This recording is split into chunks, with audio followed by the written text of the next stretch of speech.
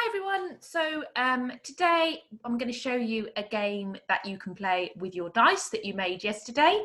And everybody who is playing this game, so you can play it on your own or you can play it with somebody, they need a piece of paper split into four.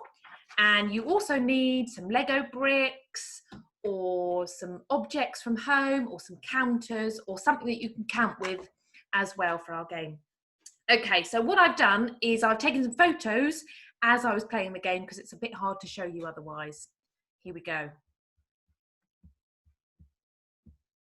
Okay, so what you're going to do is you're going to take it in turns to throw the dice. Obviously, if you're playing it on your own, you don't need to take it in turns.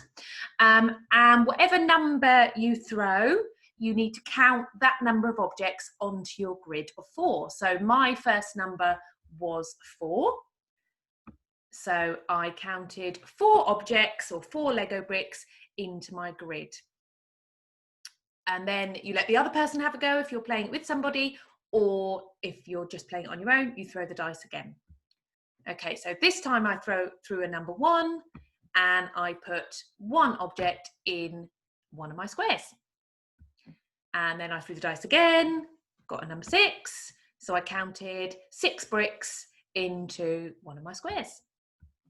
And then I threw a 3 and I counted 3 objects. Now this is where it gets a little bit trickier because you can only take the objects out of the square if you throw the right number. And this is where it's good to play it with somebody because then there's a winner.